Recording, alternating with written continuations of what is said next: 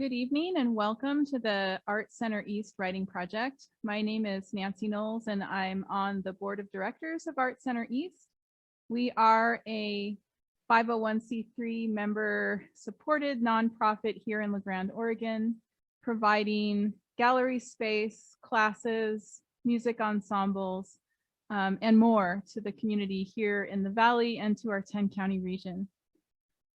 At Art Center East, we recognize that we live and work on the ancestral homelands of the Cayuse, Umatilla, Walla Walla, and Nez Perce peoples. We wish to show respect and understanding that these lands carry the stories of Indigenous people's struggle for survival and identity through the effects of colonization. This acknowledgement also challenges us to consider Indigenous perspectives, learn Indigenous histories, seek input from and partnership with Indigenous groups, and take time to participate in present-day Indigenous events and learning opportunities. May we learn from the past to improve the future. It's my pleasure tonight to welcome Mary Emerick, who's here with us from Joseph, Oregon. She's the author of 3 books: The Geography of Water, a novel from the University of Alaska Press; Fire in the Heart from Arcade, a memoir of wildland firefighting; and The Last Layer of the Ocean, Kayaking Through Love and Loss on Alaska's Wild Coast, which is from Oregon State University Press. This most recent memoir tells the story of 7 years spent as a wilderness kayak ranger in Southeast Alaska, navigating through stormy seas and a troubled marriage. Under the backdrop of a turbulent and beautiful landscape, a non-swimmer afraid of bears learns to survive. Mary has also published nature-based essays in anthologies and journals. I first encountered Mary's writing through The Geography of Water, which captured the beauty and terror of being on the water in Alaska, and also the beautiful complexity of human relationships. I was excited to see Mary's name representing Eastern Oregon as a finalist for the Oregon Book Awards. Congratulations on that. And I look forward to hearing more tonight. Let's welcome Mary.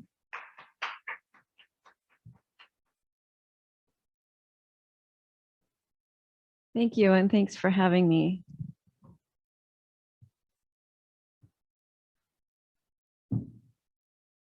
So when I wrote my first book, The Geography of Water, the questions I got about the book were not so much about the story, but about what it was like to live in Alaska and be a wilderness kayak ranger.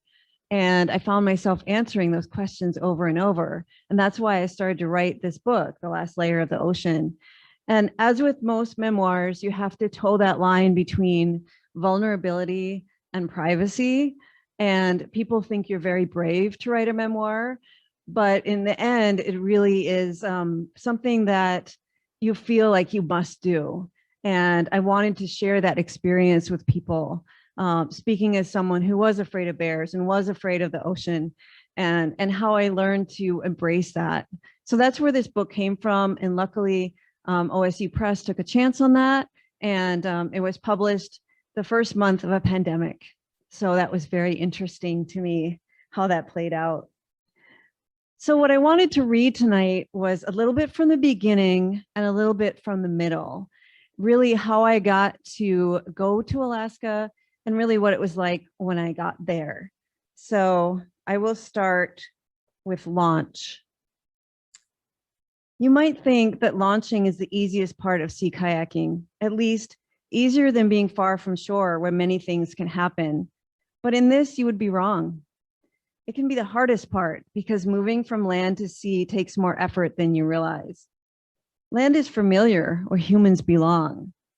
We can't breathe in water, not for long anyway, and the ocean has layers like a cake, each shown darker and deeper than the one before. When you launch, you commit to the paddle. You're moving from a place of safety to one where everything is uncertain. Make sure this is what you really want.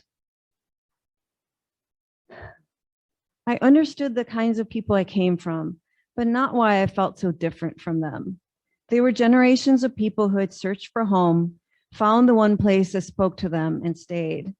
Like aspens, their roots went deep below the surface, connecting to other groups of people, an invisible skein of connection I had never been able to master. My grandfather, and later my father, were named after the land, the most important thing there was, although they pronounced their name, Londo, with a long ah instead of a flat A.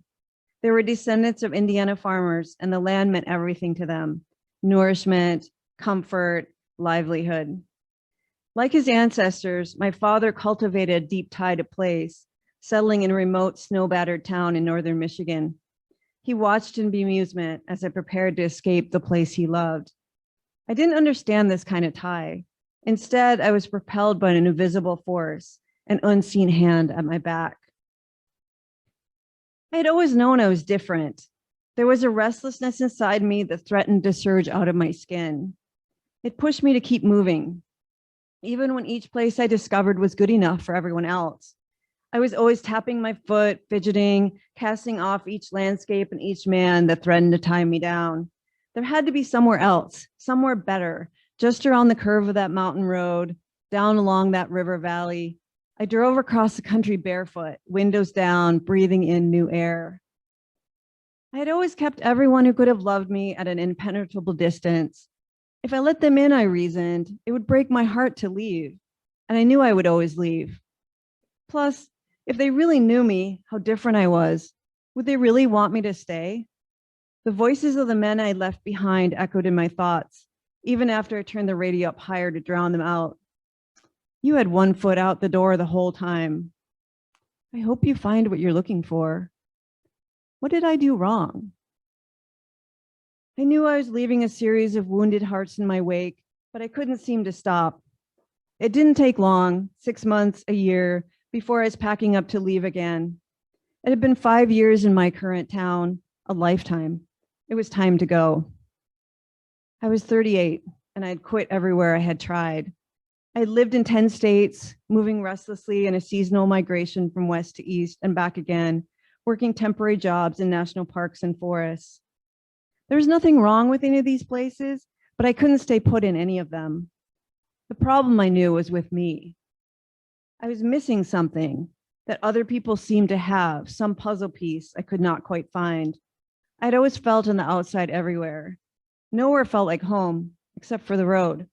I didn't know when I would know if I found a real home, but I knew I hadn't found it yet. The town I lived in now was the outback of Eastern Oregon, perched on the shallow edge of the Great Basin. This place, where all the water was captured and held tight, unable to drain to the ocean, was just another place I couldn't call home. I felt alien, the cloudless sky too big, myself too small underneath it. I knew it was true. I had failed again. I was staring down at 40, single and childless in a remote Western outpost that valued neither. The other women watched me as if they could see the thing that still tugged on my heart. There were men here, they said, good men with pickup trucks that ran, men with jobs, men who had cemented themselves into this valley. Did I want to be single forever? They asked, not a question, but an observation on my fate if I didn't wise up. These women, no-nonsense daughters of ranchers, didn't mind getting older, settling in for the long haul. Instead, they seemed as placid as a harnessed Sylvie's River, which meandered gently through the silver sage of our shared valley. Why couldn't I be as content as they were? Sliding into middle age with a grace that eluded me was something I could not figure out. But I knew the Sylvies flooded sometimes, overflowing its banks in a roar of defiance. The river spread out over the land it used to own, coaxed back into bounds eventually by the sun that sought to tame it. I knew this, I had seen it. I still believed in the possibility you could have both, that a life that included both home and adventure. This life I had been living seemed to have an expiration date, and it was fast approaching. It was no longer acceptable to float from place to place, as rootless as the tumbleweeds that blew down Main Street in the unceasing wind. You could do that in your 20s without censure, but 40 seemed too old, too desperate somehow. My peers were saving for retirement, while I felt like my life had barely started. They had staying power, where I had none. Every day in my adopted town was the same, the sky stretching an enormous arc over the Great Basin, carved out of unyielding basalt and dry lake beds. At night, lonely husbands of other women showed up at my door, offering things, lawn mowing, fence fixing, themselves. Their eyes shone with the desperation and fear of men whose lives were passing them by. How did I end up here? They seemed to be asking me. I meant for my life to be more than this. Rescue me. I sent them packing back in the starry night to their fretful wives, looking over their shoulders to be sure I wouldn't change in my mind. I understood them because sometimes I felt the same way. That winter, the sun slid lazily lower on the horizon and wind, unimpeded, hurled across the sagebrush and slammed into my house with a force that seemed personal. A crack in the ceiling spidered its way across the hallway as if the house itself were breaking apart. I climbed on a ladder and tried to conceal it, troweling layers of spackle paint across it, but I could still see it under all the fixes I tried. Some things I thought could never be repaired.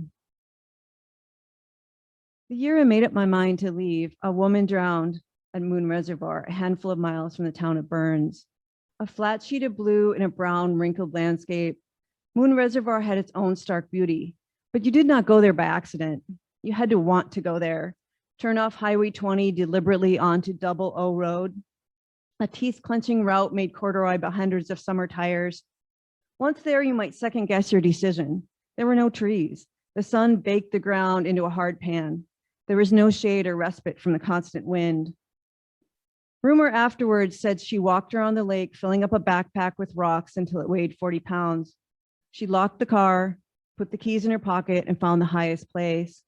Then she jumped, or so it was thought. None of us ever knew what really happened.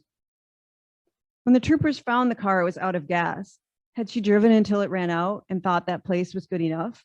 Did she wait for someone to come along and when nobody did, give in to despair? Moon Reservoir is not a place people happen upon on a regular basis. You could sit out there staring through a windshield for days, long enough to pick through all of your mistakes. For months, I was haunted by Moon Reservoir. I thought of all the places I had lived, all the places that were fine for others, but somehow not good enough for me. I made up my mind. Like countless souls before me, I would go to Alaska. Surely I would find out what I was looking for there. The restlessness I could not escape would end in Alaska, letting me breathe, letting me find a home at last. Surely Alaska would be good enough. Alaska had to be good enough.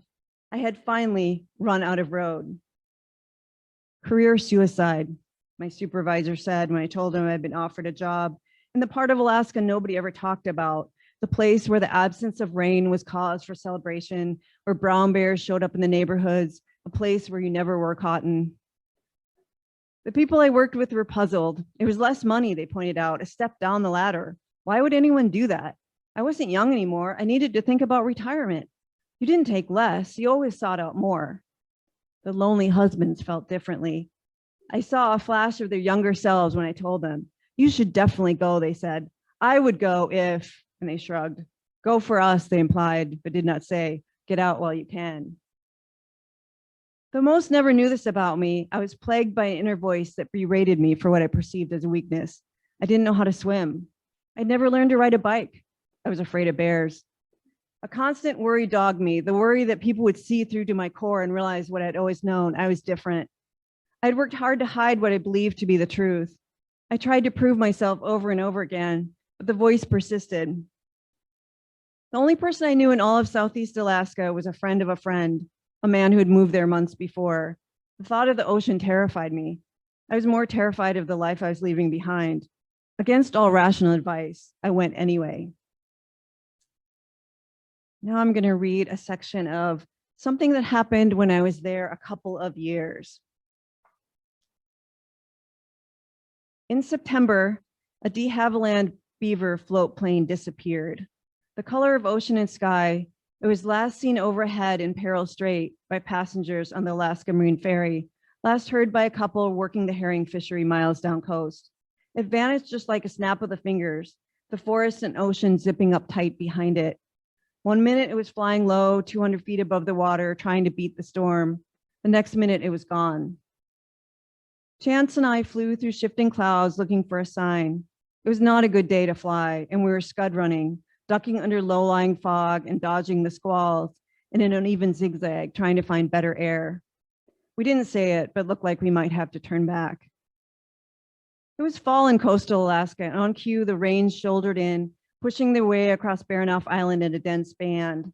Storms lined up in the Gulf one after another, like shots in a rifle.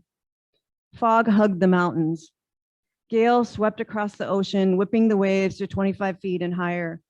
We were on the downward slide toward October, daylight turning stingy. It was a bad time to be out. We were all out anyway.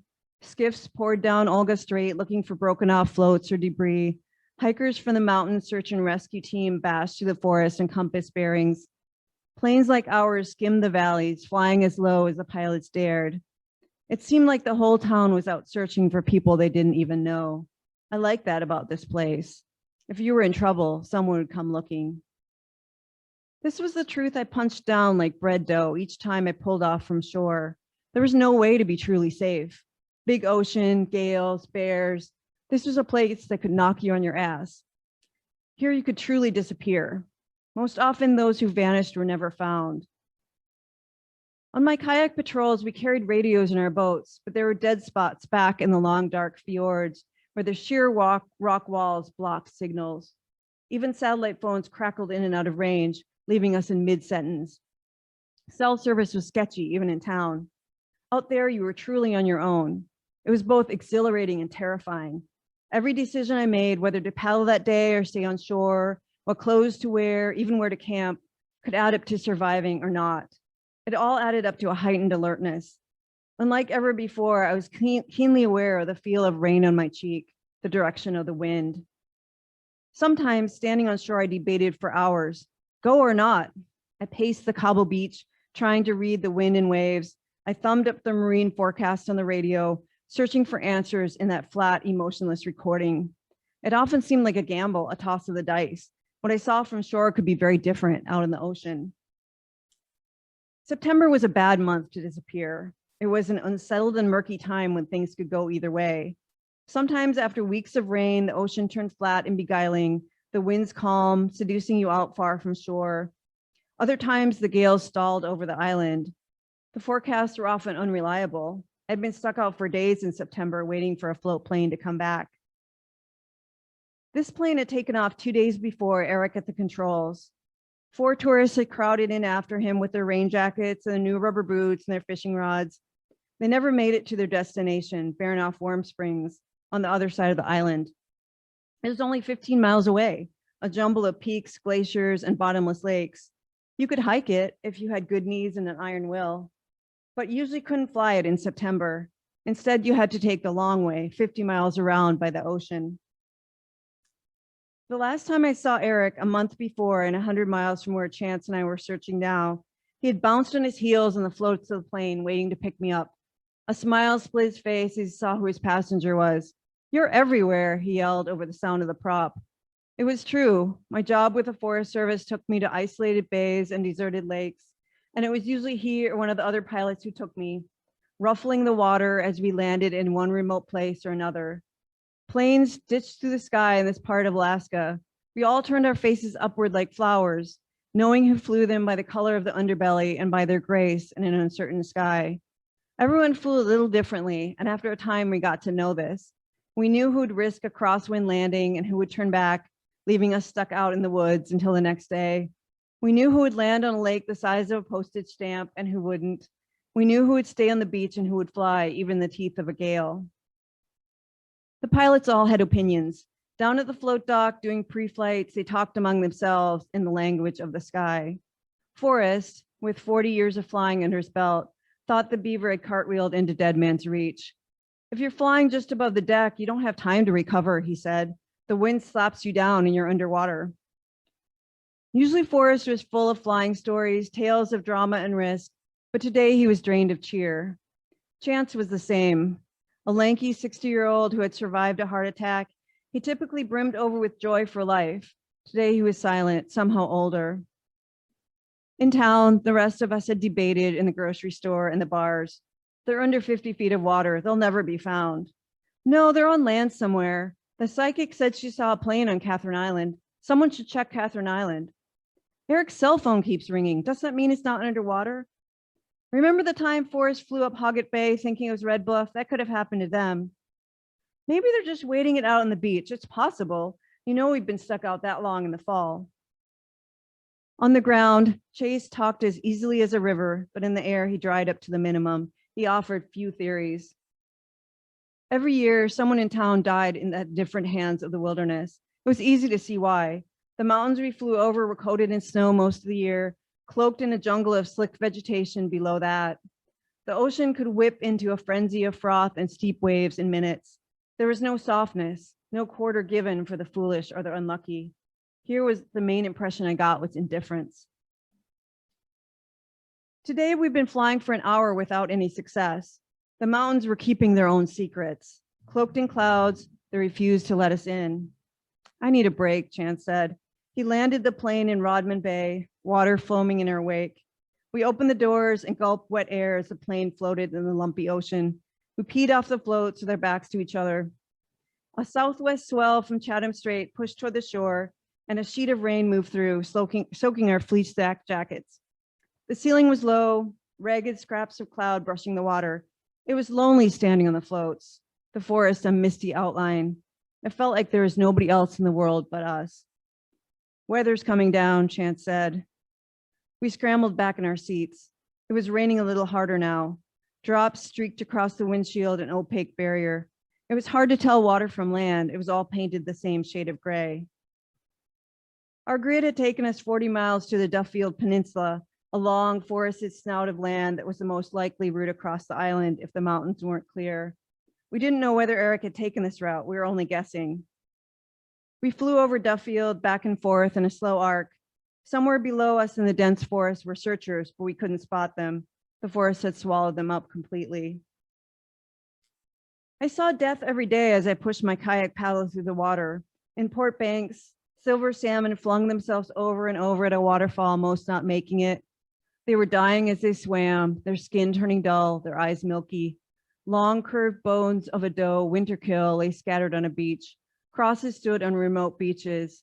These were the grim souvenirs of a place where the line between life and death was very thin. Sometimes the people you loved didn't come back. A stumble on slippery deer cabbage high in a mountain, an unexpected wind on the ocean, and they were gone.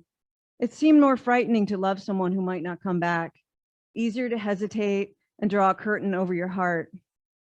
Back where I had come from, I had no such awareness.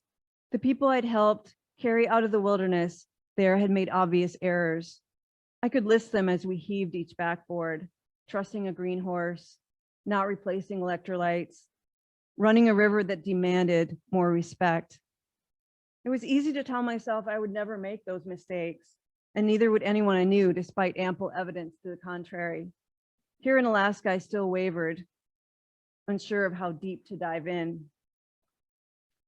On one pass, I saw something gleaming on a steep slope. Over there, I said, and Chance turned the plane. We circled and I squinted, wanting to turn the white rock into something else. Nothing, just a rock. I was unsettled. What if I had missed something? There was so much to see. Surely a plane could be hidden deep in the forest. Entire houses did not show up. Even people on shore could be missed. I knew that from my own float plane trips. Often we even had to throw rocks into the ocean as the pilot circled so he could determine the difference between what he thought he saw and what was actually there. By summer, the trees would have new growth, blotting out any signs. Sea currents could tumble a plane end on over end, sending it miles along the deep ocean floor. Time could churn on, the forgetting beginning too soon. I was aware that these were the golden hours, the magic time between when people were found safely or not at all. The clock in my head ticked on with an inescapable urgency. 500 feet below us, the ocean was constricted by islands, narrowed down like a thick muscle. It was more like river than sea. In Sturgis Narrows, the tide flowed through so strongly that the buoys marking the route were bent over flat. The state ferry had to stop and drift sometimes, waiting for slack. The names of the waterways we flew over were ominous: Dead Man's Reach, Poison Cove, Peril Strait. The monikers reflected things that happened centuries ago, events that had become legend. Many of these stories ended in cliffhangers, no resolution. We talked about the stories of lost mariners in the night over our beach campfires, analyzing their mistakes, trying to shield ourselves from their fate. It was easier to judge than to admit it could happen to us. He was an accident waiting to happen, we pronounced. Why wasn't he wearing a life vest? Didn't they check the forecast? Another plane had made it to Baranof Warm Springs that day. It was marginal, the winds high, the visibility low, the pilot reported, but doable. It was easy to second guess. I kept expecting someone to see us waving us down, or a piece of wreckage, some signpost to show that people could not simply vanish. Below us, though, there was only water and trees, a monotonous backdrop of dark blue and lighter green. Occasionally, another plane crossed our path on the same mission. Chance talked quietly to the other pilots, exchanging information about where we had been and what we had not seen. Boats left foaming wakes on the channels. A large cruise ship lumbered at half the speed. The orange Coast Guard helicopter beetled across our path, heading north. Chance's plane was bright orange too, a color with one purpose. Planes that were blue or green, like the one we were looking for, blended in from the landscape. We could fly right over it and never see it. We're looking for sheared off trees, Chance told me over the intercom. Look for oil slicks on the water. He paused. If you see a flock of ravens, let me know. For the last, I didn't even need to ask. I scanned the shores for pieces of airplane floats. My eyes hurt from looking so hard. The whole country sprawled out before me. It was enormous and steep, wild beyond belief. We looped over Catherine Island in the faint hope they might have made it this far. I could tell Chance wanted to turn back. He knew what I didn't want to admit, that every sighting had proven to be a dead end. That sleeping bag found floating wasn't theirs. The oil slick in the water was gone when the searchers reached it. The white thing on the beach turned out to be a piece of boat left over from someone else's tragedy. I stole a glance at Chance. I couldn't read his face. I thought he must have his own survival stories. Anyone who lived here long enough did. A friend had told me about buddies who, because of weight, were left behind on a riverbank, the pilot never returning to pick them up. They built a raft and floated to the nearest town, he said. He matter-of-factly related another story of a plane crash where he and his companions, unscathed, had sat it out for 14 days on a pass before being spotted. Luckily, we had the caribou he shot, he said. It was his third crash. He still flew. We all did, putting our faith in small planes and the pilots who flew them. It was the best way to get around, nimbler than boats and cheaper than helicopters. We flew to put out fires, to meetings and to cabins. We flew to beachside weddings and to memorial services. We joked with the pilots, shared soggy sandwiches, and showed them the secrets we found. They were our adopted family, united in the face of this indifferent wilderness. I'm going back. Fuel, Chance said. I took one last look, begging the clouds to lift. They didn't. Chance banked the plane and we headed toward town. Lights shone dimly through the mist as we got closer. Sterile cockpit, Chance said, reminding me not to talk while he was landing. We taxied to the dock in silence. It felt sort of like failure coming back empty. We unloaded in cold rain. Forrest was back too. He shook his head. Dead man's reach, he said. Nobody had seen anything, not that day, the day after that, or any of the days after. The memorial service was bittersweet with no answers. It was at the outdoor pavilion and people brought food. A few spoke haltingly, but the truth seemed too large for words. One day you could be here, the next you were gone. We stared out at the dark ocean. The pungent wilderness pressed in on us from all sides. Our bonfire was all that kept it out. But I knew we would go it again, as we always did. We would take our rifles and our survival suits and our carefully protected hearts. We would carry a little spark of hope with us, the hope that we would one day make it back to a home we knew. Thank you. Thanks, everybody.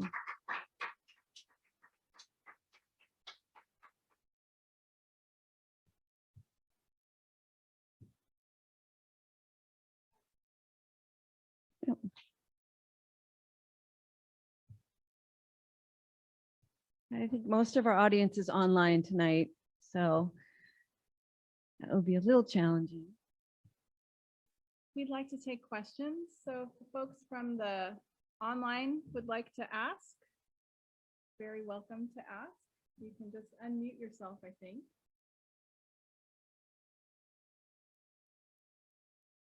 Or you can put something in the chat. It's always hard to be first.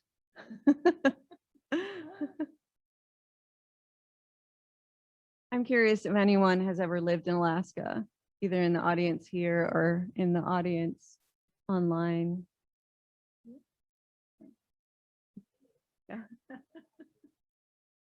It's a whole different world out there. It's you feel like when you live there in Southeast Alaska and it rains all the time. It rained, probably 300 days out of the year. You feel like that's all there is. You forget that there's people that wear shorts and that there's sun anywhere else. It's just, you never get past your long underwear layer. It's just the way it is. So when I moved here to Oregon, I was surprised, and I would, whenever the sun came out, I'd run outside. Oh my gosh, the sun's out, the sun's out. And then I finally realized, okay, the sun is out a lot. Whereas in Southeast Alaska, if the sun came out, everybody left work. Like nobody was at work. You just, and then you had this manic feeling of, okay, I could kayak, I could hike, I could do something else. What should I do? I got to do it all. Just because it was so rare. And you did get used to the rain eventually. I started out wearing all these rain clothes when I'd go for a run. And then after a while, I just graduated to a t-shirt and shorts and just got wet. That was just how it was there. So Wow. That's a place I'd like to visit, but I've never been to Alaska. yeah, and there's so many different parts of Alaska. A lot of people think about the interior, which is very different than where I lived. The people that I met from the interior called where I lived a suburb of Seattle. but it really wasn't. It was pretty wild. And like I say in the book, there's just this line that you have to walk, and you feel very alive because anything there could kill you in a matter of, if you fell out of your kayak and you couldn't get pulled out right away, you had about 15 minutes, to make it before you would probably succumb. Or if a bear, bears sometimes got in a bad mood and just were having a bad day. So you felt very alive all the time. It didn't feel very tame. So there's a whole different feeling when you don't have those elements in the wilderness, but it felt like true wilderness. And just like I talked about in the last chapter about riding in float planes, just became kind of normal. Like, okay, I'm gonna get in this float plane and we're gonna fly 50 miles over to this lake. And I was very lucky to experience it. Wow. Yeah. Did you learn to swim? I did learn to swim. I learned how to ride a bike too. Yeah, I kind of weaseled into a kayak class without telling them I couldn't swim.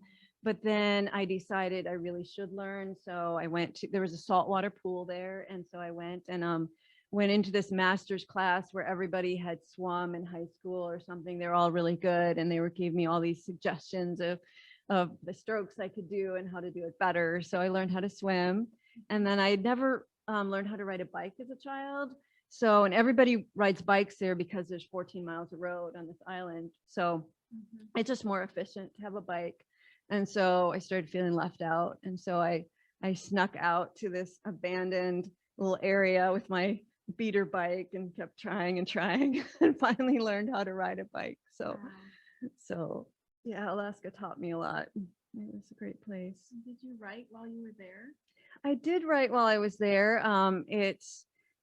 We didn't have, like, if you go up north towards Fairbanks, they have very much more darkness than we had in the winter, but we still had quite a bit of darkness. It would get dark around probably 3 o'clock, and then it would start getting light maybe around 8:39 in the morning in the winter. So, and it rained. There was a lot of rain.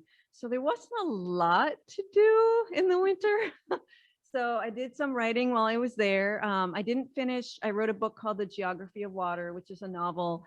And I finished that after I moved here, working with Fish Trap at their writing retreat up in Joseph. But yeah, I did a lot of writing for different anthologies and things like that. It was a perfect writing retreat because for a writing retreat, you want it to be enough that you can go out and get exercise, but not enough that it really draws you out, that you don't come back and write. So yeah, so I did some writing while I was there. And then when we did our kayak patrols, we were out for about 5 days at a time, sometimes longer. And you're just out there camping. I mean, there's in 50 miles from town. So there's really not a lot of entertainment sometimes. So could do some writing there as well. Impressive. Sure. I am working on 2 different pieces, And the pandemic did derail me a little bit. I really thought that I would be more creative, but I just wasn't. And I've heard that from other writers as well. And so one of them is a novel set in Idaho about ghost trails. And ghost trails are those trails that you might, excuse me, find on these Forest Service maps, but they're not really, can't find them very much anymore, but people know about them and sometimes we'll seek them out. So I'm writing about that. And then the second piece is a historical novel, which I've never tried before, but my grandmother got tuberculosis and she was sent to a sanitarium. And a lot of people don't know this because it was a while ago and it was a really dreaded disease. And there's some parallels with COVID a little bit. They wanted to isolate these people and they sent them to these sanitariums. And until the 1950s, there was no cure. So what they thought was sunshine and fresh food would cure people or not. And so you were just stuck in this sanitarium, and some people laid in bed for years before they could move, or even if they made it, you know, some people didn't make it. And they would lie out on these sun porches, even in the winter, with all these blankets on them. And there's so many things that came out of tuberculosis, like Kleenex. People used to spit on the sidewalk, but Kleenex became popular. Women's skirts got shorter because they didn't want to drag on the sidewalks, you know, with spit. And the lawn chair, the reclining chair became popular because that's how they would sit people up to eat. Yeah. So I just find that really fascinating part of history that is kind of forgotten anymore because you didn't have a choice. You just kind of went to the sanitarium and you either made it out or you didn't. And I started thinking, like all writers think, what if, you know, what if someone who's used to this certain kind of life, who thinks this is the way their life should be, is always going to be, comes to this place and is exposed to all these different people with all their different stories and has to decide, do I change my life? Do I go back to this old life or do I? So I'm working on those, not very quickly. Summer is hard. I like to be outside, but so yeah, that's what I'm working on. Let's see if we've got some questions here.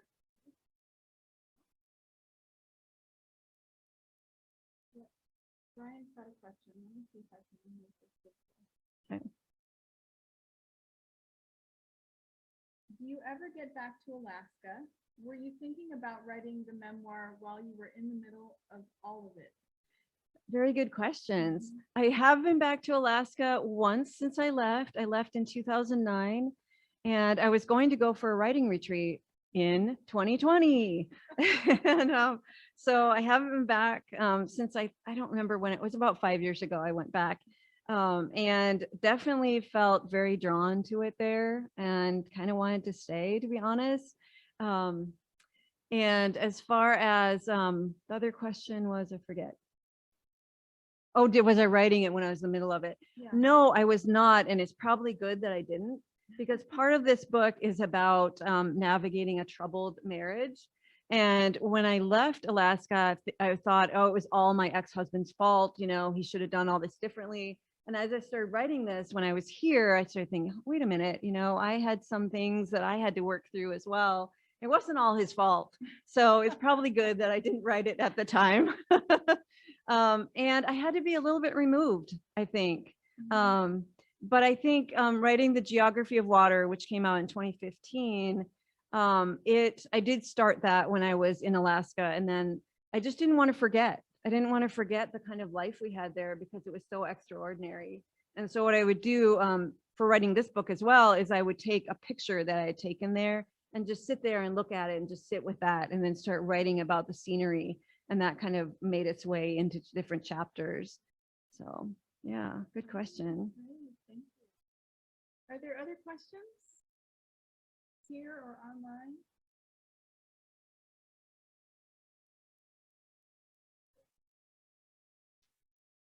Well, that's a very good question too. I'm not sure if they're here locally at the bookstores. I like to tell people to support independent bookstores. My bookstore in Enterprise is called the Book Loft, and I really like to support them. They will actually call me if a book needs to be signed, if someone wants, and they will mail it to somebody. So it's called the Book Loft in Enterprise. But if you can't do that, get your bookstore to order it. And I always like to be cognizant and be inclusive of people that can't afford books. So if your library doesn't have it, you can ask them to order it and they can do that. So yeah, there's many different ways that people could get this book and read it. And if your bookstore doesn't have it, you can bug them to order it and have it. And I think our bookstore here, Jack's Dog, would do exactly that. That would be just great. Let them Yeah. know you want it. Yeah, it's hard as an author to call up a bookstore and say, hey, stock my book. But if somebody comes in and wants to buy that same book, they are taking a chance. So if someone comes in and wants to buy that book, then I think they'll listen a little bit more than if you're the author saying, this is a great book, you should stock it. Well, on that note, thank you very much. Let's thank Mary again for being here tonight. Thank you. Thanks for inviting me. We normally have an open mic.